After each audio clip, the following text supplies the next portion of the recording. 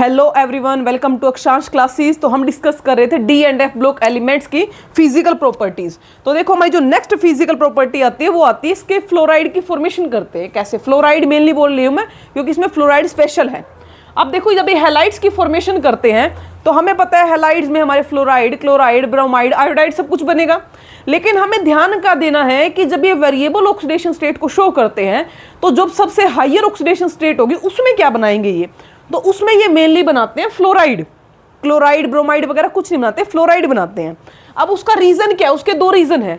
ये तो रीजन है ये कि या तो उनकी लैटिस एनर्जी वो बहुत ज्यादा हो जाती है, जैसे कि एग्जांपल है कोबाल्ट का फ्लोराइड, या क्या होता है या उनकी बॉन्ड इंथैल्पी ज्यादा हो जाती है। दो पॉइंट ही याद रखने इसमें, जैसे कि वेनेडियम पेंटाऑक्साइड है या क्रोमियम वेनेडियम पेंटाफ्लोराइड या क्रोमियम हेक्साफ्लोराइड है।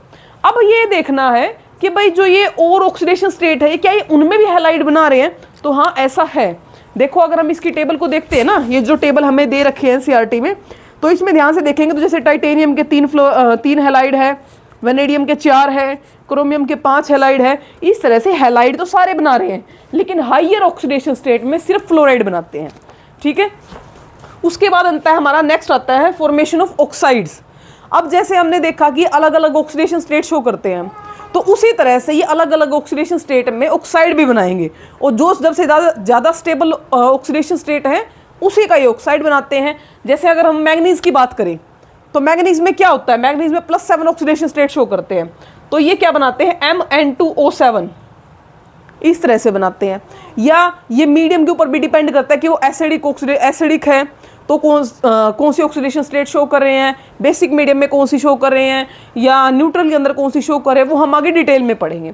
अभी सिर्फ इतना देखना है कि ये ऑक्साइड्स की फॉर्मेशन करते हैं। जैसे अलग अलग वेरिएबल ऑक्सीडेशन स्टेट शो करते हैं वैसे ये ऑक्साइड बनाते हैं। अब ये पॉइंट है, ये मोस्ट इंपॉर्टेंट है कि एक्वस सॉल्यूशन के अंदर कॉपर 2 पॉजिटिव ज़्यादा स्टेबल है जबकि कॉपर 1 पॉजिटिव नहीं है। अगर कॉपर पॉजिटिव को हम लेते हैं ना एक्वस सॉल्यूशन में तो वो डिस्प्रपोर्शनेशन दिखाता है। डिस्प्रपोर्शनेशन का मतलब है कि उसी टाइम पे ऑक्सीडेशन और उसी टाइम पे रिडक्शन होता है। तो ये क्या करता है, जो कॉपर पॉजिटिव है ये कॉपर 2 पॉजिटिव और साथ में कॉपर बना देता है। अब ऐसा क्यों हुआ कि जो कॉपर है, कॉपर पॉजिटिव है, वो कॉपर 2 पॉजिटिव में चेंज होता है, जबकि हमें पता है कि कॉपर पॉजिटिव में तो D10 कॉन्फ़िगरेशन होती है। तो इसका रीजन क्या होता है? इसकी जो हाइड्रेशन इंथैल्पी है, किसकी? कॉपर 2 पॉजिटिव की, वो ज़्यादा नेगेटिव है। नेगेटिव हाइड्रेशन इंथैल्पी का मतलब है कि जब कॉपर 2 पॉजिटिव डिसोल्व किया जाता है तो उस टाइम पे जो एनर्जी रिलीज हो रही है वो बहुत ज़्यादा है। यहाँ पे नेगेटिव का मतलब होने का मतलब है रिलीज होना, इंथैल्पी का रिलीज होना। तो जो ये हाइड्रेशन इंथैल्पी है कॉपर 2 पॉजिटिव की वो बहुत ज़्यादा है as compare to copper positive की। तो ये टॉपिक्स वैसे ज़्यादा हैं इंपॉर्टेंट, ये पॉइंट इंपॉर्टेंट है कि कॉपर 2 पॉजिटिव ज़्यादा स्टेबल होता है और कॉपर पॉजिटिव नहीं होता, जबकि बच्चों को उल्टा लगता है कि D10 कॉन्फ़िगरेशन होती है तो इसलिए शायद कॉपर पॉजिटिव होना चाहिए। उसके बाद हमारा नेक्स्ट टॉपिक आता है इसकी मैग्नेटिक प्रॉपर्टीज।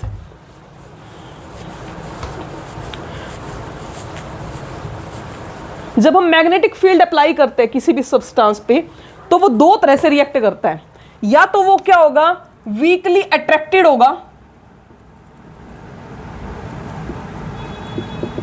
या वीकली रिपेल्ड होगा। तो देखो अगर कोई substance attracted by magnetic field है, यानी उसको मैग्नेटिक फील्ड अट्रैक्ट कर रही है, तो उसे हम बोलते हैं पैरामैग्नेटिक सब्सटेंस। या ये होता है कि वो वीकली रिपेल्ड होता है तो उसे हम बोलते हैं डायमैग्नेटिक सब्सटेंस। मैं यहाँ पे वीकली वर्ड बोल रही हूँ, ध्यान रखना। ये थर्ड आता है हमारा फेरोमैग्नेटिक सब्सटेंस। अब फेरोमैग्नेटिक सब्सटेंस क्या होते हैं? ये एक तरह से इसका ही एक्सट्रीम फॉर्म है, यानी जो सब्सटेंस जिसके पास परमानेंट मैग्नेटिज्म होता है, या ये बोल सकते हैं कि जो strongly attracted by magnetic substance है उसे हम बोलते हैं फेरोमैग्नेटिक सब्सटेंस। अब देखो हमें इसमें पढ़ना है पैरा और डायमैग्नेटिक। अब अगर हम डी ब्लॉक की बात करते हैं तो इसमें most of the element paramagnetic substance है। पैरामैग्नेटिक क्यों है? क्योंकि इनके पास अनपेयर्ड इलेक्ट्रॉन है। पैरामैग्नेटिक होने के लिए उस मेटल है या जो भी है उसके पास क्या होना चाहिए? अनपेयर्ड इलेक्ट्रॉन होने चाहिए। जितने ज्यादा अनपेयर्ड इलेक्ट्रॉन उतना ज्यादा मैग्नेटिक मोमेंट। ठीक है, अब ये अनपेयर्ड इलेक्ट्रॉन की वजह से जो मैग्नेटिक मोमेंट आ रहा है वो कौन सा है? मैग्नेटिक मोमेंट जो होता है वो कंप्लीट होता है orbital magnetic moment plus spin only magnetic moment. अब देखो अगर हम ऑर्बिटल की बात करें तो वो इसके अंदर वैल्यू नहीं रखती उसकी ज़्यादा, वो क्वेंस्ड हो जाता है। लेकिन यहाँ पर जो फॉर्मूला यूज करते हैं वो क्या होता है, स्पिन ओनली फॉर्मूला। यानी हम जो मैग्नेटिक मोमेंट निकाल रहे हैं वो किससे निकाल रहे हैं, सिर्फ नंबर ऑफ अनपेयर्ड इलेक्ट्रॉन का यूज करके उसकी स्पिन के अकॉर्डिंग निकाल रहे हैं। यानी सिर्फ अनपेयर्ड इलेक्ट्रॉन का यूज किया जा रहा है। ठीक है,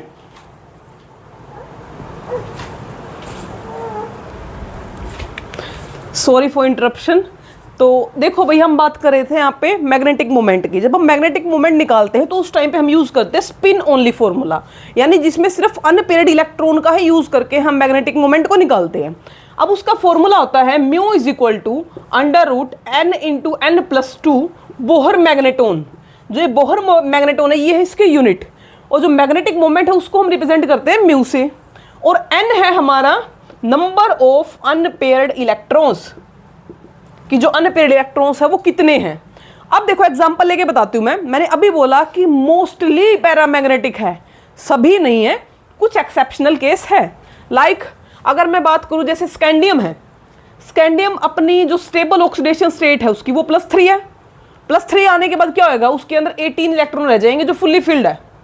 अगर फुल्ली फिल्ड इलेक्ट्रॉनिक कॉन्फ़िगरेशन है तो वो मतलब सिंपल सी बात है कि भाई वो डायमैग्नेटिक होगा।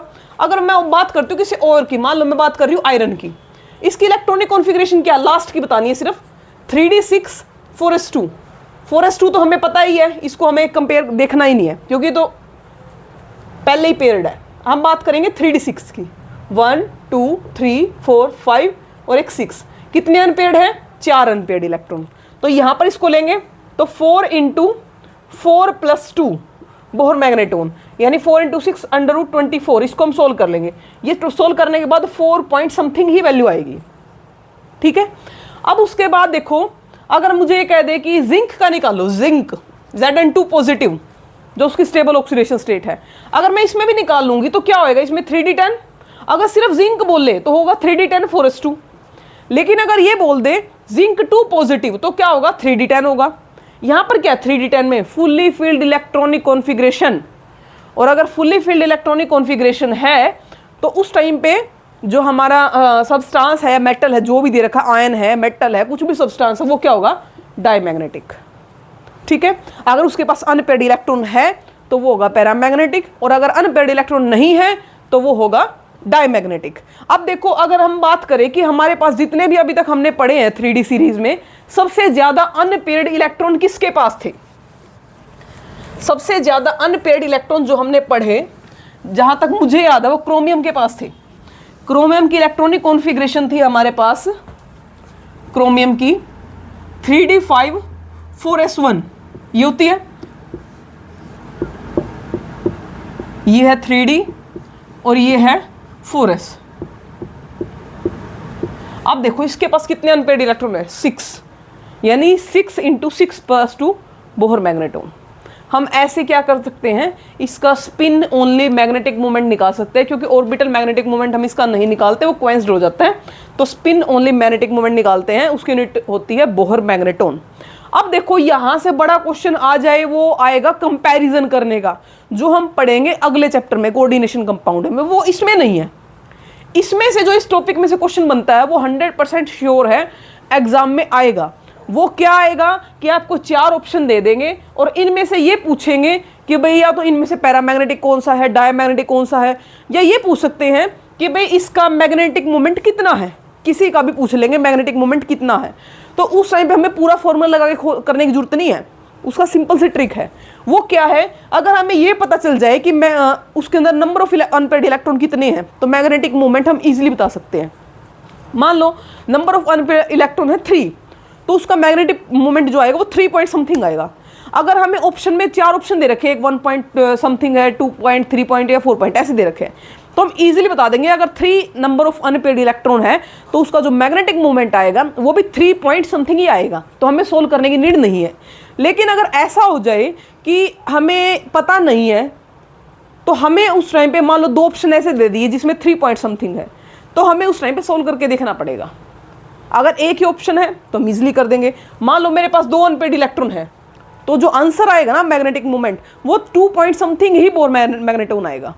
इसमें कोई डाउट नहीं है। अगर ऑप्शन में एक ही ऑप्शन ऐसा है जिसमें 2 वैल्यू दे रखी है तो इसका मतलब वही आंसर है। ठीक है, तो ये है इसका भाई मैग्नेटिक मोमेंट का। तो इसमें हमने जो डिस्कस किया एक बार बता देती हूँ, ये बहुत इंपॉर्टेंट टॉपिक है हमारा इसका। हमने मैग्नेटिक प्रॉपर्टीज के बारे में पढ़ा कि 2 तरह की मैग्नेटिक प्रॉपर्टीज शो करते हैं। एक तो पैरामैग्नेटिज्म शो करते हैं, डायमैग्नेटिज्म शो करते हैं। मोस्टली पैरामैग्नेटिज्म शो करते हैं, डायमैग्नेटिज्म कुछ ही है, ज़्यादा नहीं है। लाइक स्कैंडियम है, जिंक है, ठीक है, ये है। तो स्कैंडियम भी जब स्कैंडियम 3 पॉजिटिव की बात कर रहे हैं हम, उस टाइम पे है। तो देखो भाई जिंक है, उसमें फुली फील्ड इलेक्ट्रॉनिक कॉन्फ़िगरेशन, या तो फुली फील्ड होगा, या ये बोल सकते हैं कि भाई सारे पेयर्ड हैं, या ये बोल सकते हैं कि एम्प्टी है बिल्कुल ही, तो डायमैग्नेटिक है। लेकिन अगर उसके अंदर एक भी अनपेयर्ड इलेक्ट्रॉन है तो वो सब्सटेंस पैरामैग्नेटिक होगा, ना कि डायमैग्नेटिक। ठीक है, और पैरामैग्नेटिक होगा तो हम उसका मैग्नेटिक मोमेंट भी निकालेंगे। वैसे जो मैग्नेटिक मोमेंट होता है वो 2 मैग्नेटिक मोमेंट का सम होता है। एक तो ऑर्बिटल मैग्नेटिक मोमेंट हम निकालते हैं, मैग्नेटिक मोमेंट सॉरी, और एक निकालते हैं स्पिन ओनली मैग्नेटिक मोमेंट। तो यहाँ पे ऑर्बिटल वाला नहीं निकालते, इसमें हम स्पिन ही निकालते सिर्फ, जिसका फॉर्मूला होता है mu is equal to n into n+2 Bohr magneton. ठीक है, जितने नंबर ऑफ अनपेयर्ड इलेक्ट्रॉन होंगे वो हम वहाँ पर n की वैल्यू रख देंगे और हमारा जो मैग्नेटिक मोमेंट है वो आ जाएगा।